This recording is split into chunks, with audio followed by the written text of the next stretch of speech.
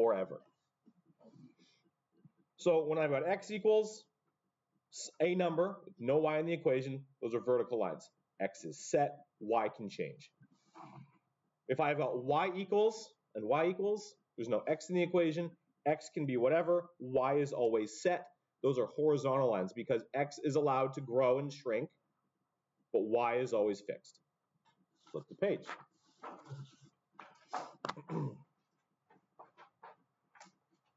So now in more general terms, the graph of the equation x equals a, where a is some constant, could be any number, is always going to be vertical. Every point on the line has this, whatever that number there is, that will always be the x coordinate. And likewise, if I've got y equals some constant, just any number you could possibly conceive of, y equals that number, it's going to be constant. That's a horizontal line because y is set to be this number and x is allowed to change. So then let's crank these out. If the line is vertical, like this guy here, what's set? What's allowed to, like, what are all the coordinates here?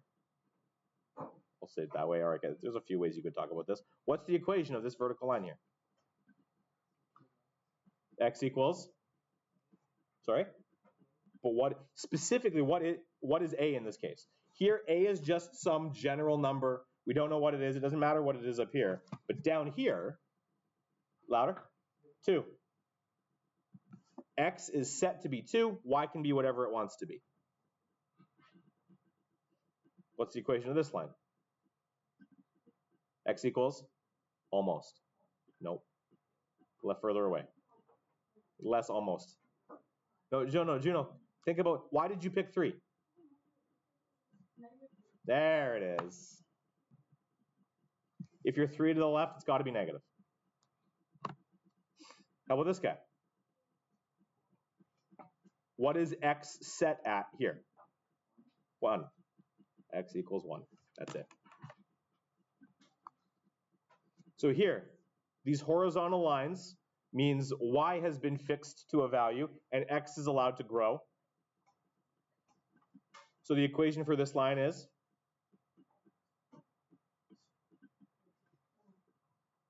Jackson? I thought you had an answer. No? What's the equation? Y equals 3. Sweet. How about this one?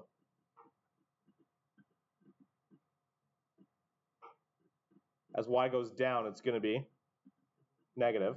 So y is going to equal negative something. Cool. And this guy? You betcha, Jackson. Y equals negative 2. Cool. Flip the page.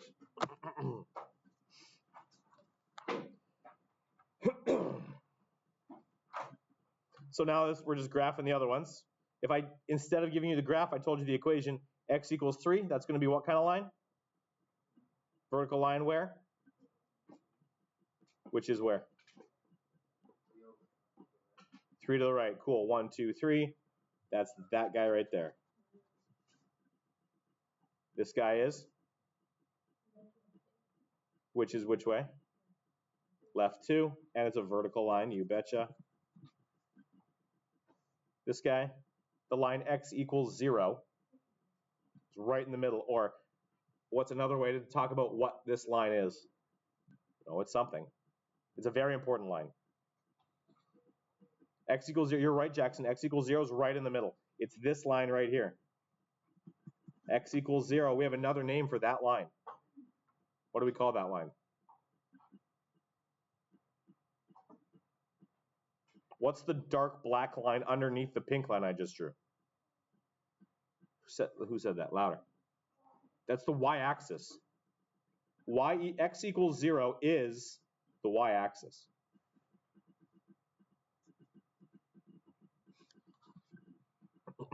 And if I asked you to describe these graphs, you would just say it's a vertical line, as basically what you guys said. Marcus said, a vertical line, 3 to the right. A vertical line 2 to the left. A vertical line on the y-axis is how you would describe these things if I asked you to do that. Y equals 1 is going to be what kind of line, Dilkaran? Horizontal line where? Up 1. Cool. Gershon B. Y equals negative 1.5 is going to be where? How far? 1.5 squares. Cool. And y equals 0 is going to be where? What line is that? The x-axis. Cool. It's right on top of that line there. That is the x-axis. Cool. So then last, we've got vertical, we've got horizontal. The other ones are what we've been doing this whole time. We call them oblique lines. An oblique line has both x and y in the equation of the line. Oblique just means this thing is angled. And this is what we've been graphing this whole time. Any angled line is going to have both of these x and y values in their equation. You can make a table of values, plot at least 3 points, draw a line that continues, there should be an S in there, in both directions by connecting your points unless you're given context. So here's an equation. This one looks a little bit different than the equations we've already done because x and y are on the same side of the equal sign. We want to make a table of values for these 3 values of x and we want to graph the thing. So when I give you this, if I give you an equation like this where x and y are both on the same side, you've got 2 ways you can deal with this. You can choose to plug the values in and then isolate for the other one, or we could isolate to start, get y alone first, and then just start plugging values in.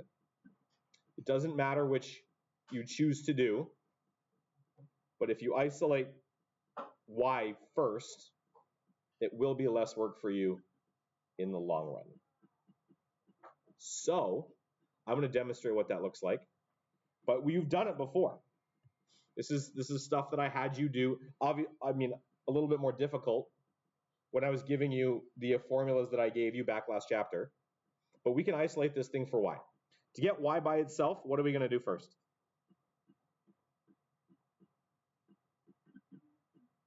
Sorry?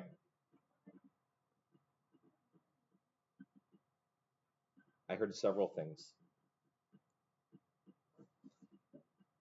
When you're getting a variable by itself, we want to move the whole term that contains it or contains other stuff. So we'd have to deal with this entire negative 2y in one shot. How is the negative, well, I've got a negative 2y and I've got a 3x. Do we want to move the term with the y over, or do we want to move the term with the 3x over? Someone pick, I don't care. It doesn't matter. If you can leave the y's here and move the x's over, or we can move the x's over and leave the y's. What do you want to do, Hayden? Leave the y's, move the x's? Okay. So if I'm moving the x's, I've got a positive 3x here. To move that over, what do I have to do? Sorry? Yeah, I have to take it away. If 3x is positive, I'm going to take away 3x on both sides, and I'm left with negative 2y equals 6 minus 3x. And now I can look at just this term and I can get rid of or I can get the y by itself. How is the negative 2 attached to the y? It's multiplied. This is negative 2 times y. So to get the y by itself, what do I have to do? Divide by negative 2. And I'm going to divide each piece on the other side by negative 2. What that's going to do is it's going to give me y equals, what is 6 divided by negative 2? Negative 3. And then I've got a negative 3x divided by negative 2. I'm going to leave that as a fraction, but the double negative is going to make it positive. This is going to become plus 3x over 2. And now I'm just going to take those values for x and plug them in. I want negative 4, 0, and 4. And I'll demonstrate this one because these equations are getting a little bit grosser. If I take -4 and I plug it into this guy, remember when we plug a value in, you replace the variable with a set of brackets. So we're going to get y equals -3 plus 3 bracket over 2. And I'm going to take this -4 and I'm going to put it in there. BEDMAS says I do the multiplication between the 3 and the -4 first. 3 times -4 is -12. And then I'm going to do -12 divided by 2. Almost. -6. So close. And then I'm going to have -6 plus -3.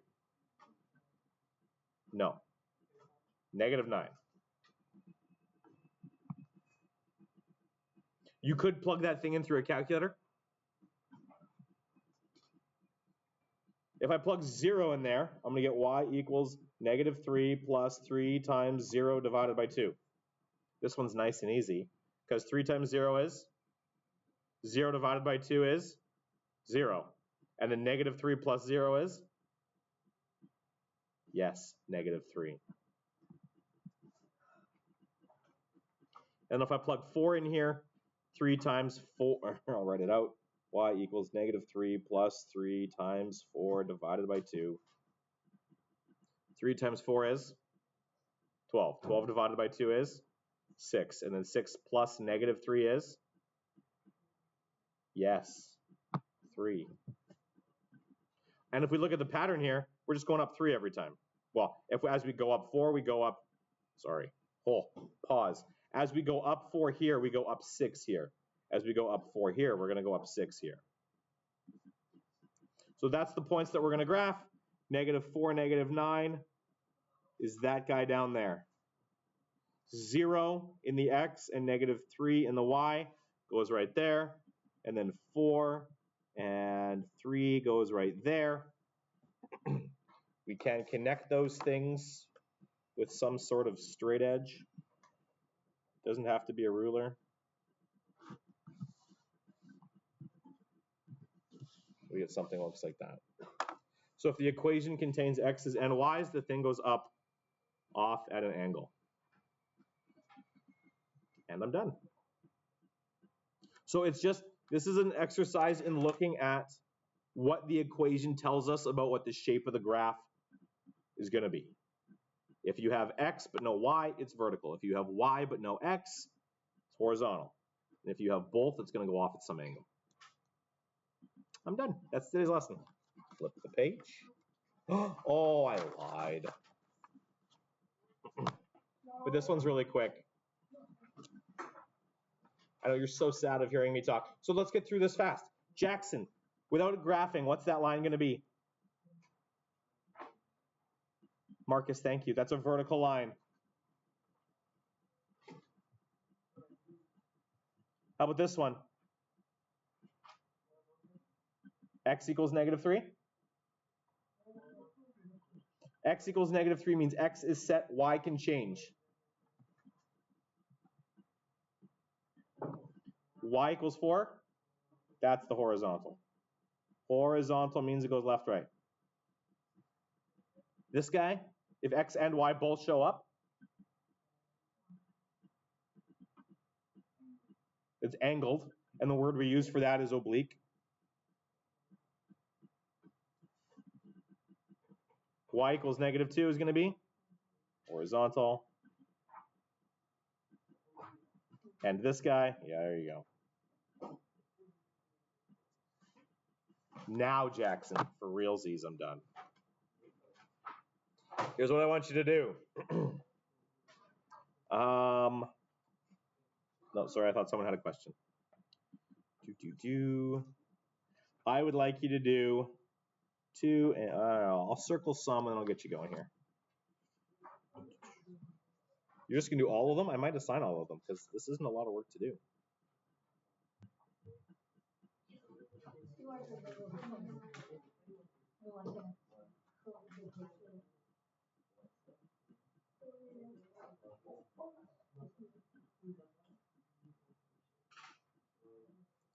And you have lots of time to do them.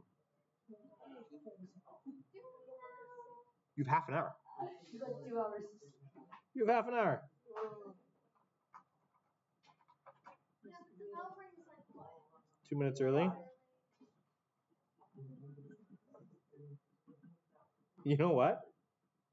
Yeah. There it is. You'll get, as soon as you get the hang of this will be quick. Then it will take a little bit longer. And then you need to spend the time anyway. If you're like, this is easy, you'll be able to crank it out fast. If you're like, this is really hard, then you need to spend the time anyway. Either way, I'm doing you a favor. That's your task. Make sure you actually read the question because some of these will be a lot less work than you think. Should you need to graph, and you will, I photocopy. I've got a few options here. Yeah, a few of them. If you need to graph small things, these are the pages of grids that go from -10 to 10, both directions. Should you need to graph larger things, this. And the top chunks are all double-sided. So, lots of graph paper. If you go into the Indigenous room, there you go. That's what you're working on today. You already said yes. You go to the Indigenous room. See you guys later. You going to LSS? That's your task.